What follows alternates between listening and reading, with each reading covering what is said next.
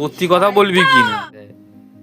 ঘর ঘরে এঁকে দেয় ওগুলো করে। ফ্রথার দিয়ে কফিটা পারফেক্টলি ফেটিয়ে নেবার পর দুধটা গরম করব, তার মধ্যে আমি আরেকটু কফি দেবো, আমাদের ভালো লাগে তাই, তোমরা কেউ না দিতে চাইলে একদমই দেবে না। আর তার সাথে একটু অ্যাড করছি চিনি। আর তারপরে যেটা মেনলি দেবো সেটা হচ্ছে ডার্ক চকলেট।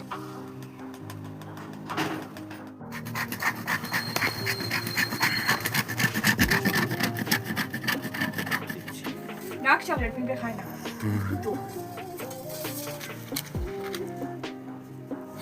দেখছে, সত্যি কথা বললাম। সত্যি কথা বলবি কি না?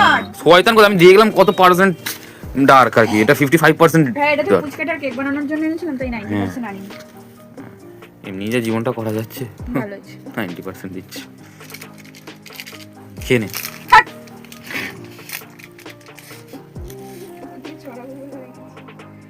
কি করবি? ওপর দিয়ে ছড়াবি?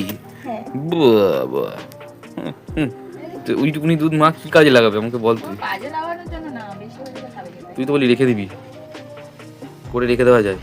সে তো এইটা তো এইটা তাহলে অত দুধ দিলি কেন? তুই তো আবার যা বড় কাপ নিয়েছিস। কত খাবো না, ওটাতে খাবো তাই। তুই কতটা খাবি বুঝতে পেরেছি। খাওয়া যাবে না কেন? একটু ডবল টিফিন হয়ে গেছে। একটু পরে যাবার dinner. This is an art. তুই সেই কফিতে দেয় দেখেছিস? ওই সেই ময়ূর এঁকে দেয়, হাঁস এঁকে দেয়, ঘর ঘরে এঁকে দেয়, ওগুলো করে দিবি আমাকে।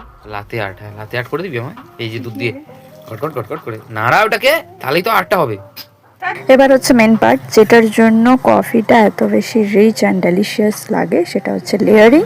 এটা হচ্ছে কফি ফ্রথার দিয়ে যে ফাটালাম কফিটা, সেইটার ওপর দুধটা ঢালবো ফার্স্টে, তারপর হচ্ছে ওই ডার্ক চকলেটটা দেবো, লেয়ার করব, তারপরে আবার কিছুটা দুধ ঢালবো, দিয়ে আবার ডার্ক চকলেট আর একটু ওই কফি ফেটানোর যে ইয়েটা রয়েছে সেটা একটু ওপর দিয়ে ছড়িয়ে দেবো।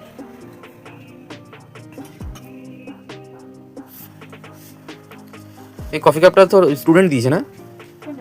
কফি মাগটা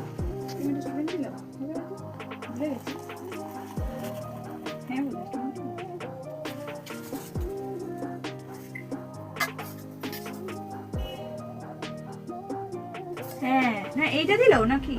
এই কফি কাপটা কে দিল?